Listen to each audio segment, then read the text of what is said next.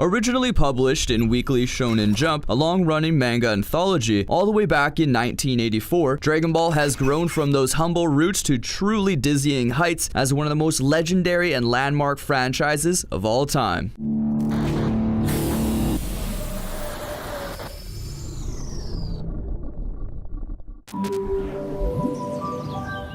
Dragon Ball Dragon Daikyo was the first game that started it all for the Dragon Ball series. Released in 1986 for the Super Cassette Vision, it stands as the very first Dragon Ball game and, incidentally, the only one that had no involvement with Namco. What it did have, though, was a hectic on-your-toes shoot-'em-up experience to offer in which Goku hovered at the bottom of your screen, blasting enemies with Kai assaults. Think 1982 if, instead of a plane, you were a superhuman riding a cloud hurling balls of energy. As an experience, it doesn't really stand up to some of the more refined modern gems on this list, hence its relatively poor stature on this list, but based off its legacy alone, we thought we'd add it.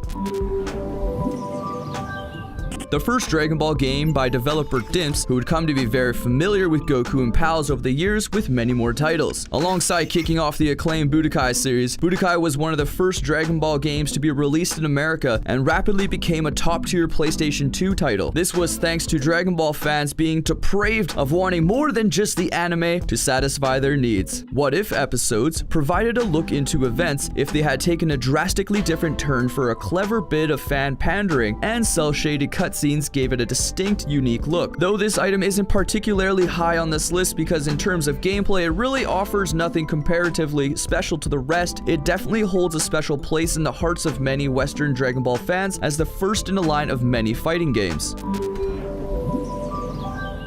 Taking a note from arcade classics such as Streets of Rage, Dragon Ball GT Transformation is an old-school side-scrolling beat-em-up based off the first saga of the Dragon Ball GT series. The fun in this game lies in the fact that it makes proper use of its time period to put the actual old-school titles to shame. Speedy, reflexive, and combo-intensive gameplay with appropriate vigor to go hand-in-hand with a superhuman doing battle with countless armadas of robots and other such foes. Though the AI was a little dumb at times, haplessly punching the air as Goku stands a few feet away. We'll forgive them though, as it was incredibly enjoyable to toss them around like ragdolls.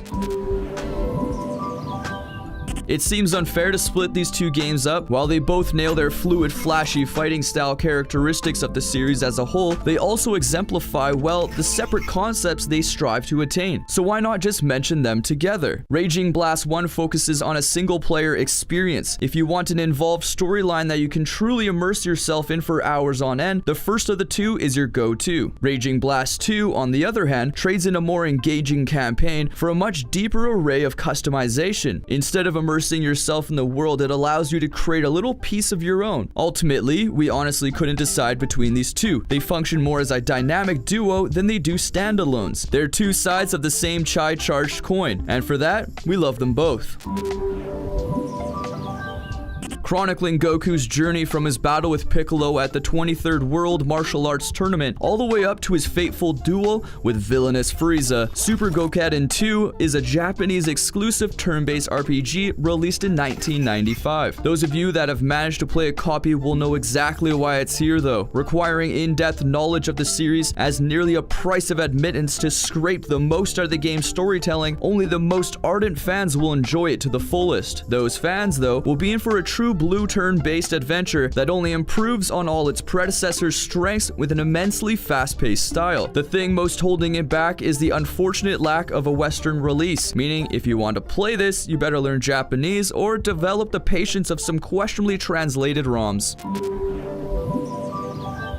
Burst Limit was Dragon Ball's first steps into the HD era, and they are by no means uneasy. Fully capitalizing on the newfound graphical capabilities they had at their disposal, Burst Limit features graphics that did justice to the literally explosive action the series has built itself on. A plethora of gorgeous cutscenes and smooth fighting that still holds up well today, 7 years later. It's evident why Burst Limit quickly became a bestseller in Japan and is considered a must-get for Dragon Ball fans.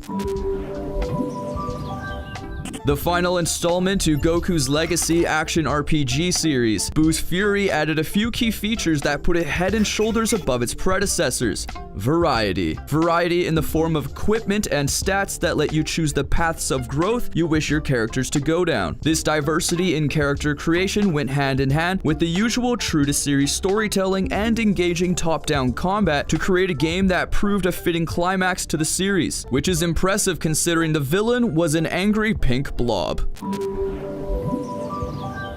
Probably the best display of versatility in Dragon Ball games and proof that they can be much more than generic fighters. Advanced Adventures takes the intense rib-cracking formula you would expect to see in the series' more prominent games such as Raging Blast and Budokai and transplants it seamlessly into a side-scroller. Alongside the smooth execution of a feisty platformer, the game also touts one of the most impressively expanded rosters of any game, period. Augmented with just about every character in the game, meaning you can even unlock play as generic grunt enemies, as well as the game's host of main characters and bosses. The replayability and fun potential that lies there alone is noteworthy. Cap it off with an engaging soundtrack that's fun to listen to even outside the context of the game action, and you're left with a Game Boy Advance classic. Long have Dragon Ball fans waited for the chance to create their own Saiyan to enter the vaunted world in which they adore. Their own personal entry into the annals of Dragon Ball history. Their own personal god amongst men, crafted from the ground up. Xenoverse finally gave them this luxury, only it didn't limit itself to Saiyans. 5 playable races were made available to fans: Saiyans, Earthlings, Namekians, the Majin, and Frieza's people, each with their own specific strengths and weaknesses, though with a noted bias towards Saiyans as the only ones who had the super ultimate skill. The game further elaborated on the fleshed out character creation system with a bevy of skills. To round off the near MMO feel, an element of exploration was included that made the world feel almost open at times. Xenoverse finally allowed fans to firmly place themselves in the flying, energy-flinging boots of a host of their favorite Dragon Ball characters. Though, let's be honest, nobody chooses Earthlings. Sorry, Krillin. Ask any Dragon Ball fan what the one game in the series that got nearly everything right, that set its premise with pinpoint accuracy and set itself head and shoulders apart from the rest was. Chances are they'll say Budokai Tenkaichi 3. A mind-boggling amount of flashy combos thanks to the staggeringly fleshed out and expansive combat system, all of them looking prettier and more extravagant than the list with the game's gorgeous graphics. The real strength, though, was its roster. A roster that numbers upwards of 150, with a lot of those available right from the get-go, with enough diversity of fighting styles within them and good balance across the board that makes you feel like everyone can choose their own unique fighter and go head-to-head in planet-shaking showdowns. This game is the jack of all trades, master of all Dragon Ball games, and it has rightfully earned its place on this list. Besides, what other fighting game do you know has a character called Tambourine that actually manages to be badass? These 10 are but a sample of the many contributions to the gaming libraries of many consoles and platforms that Dragon Ball has made over the years. We've no doubt missed a few of your favorites. Why not take up that old internet tradition of typing in all caps and telling us what we got wrong? Just remember, keep it civil. No need to go all brawly on us.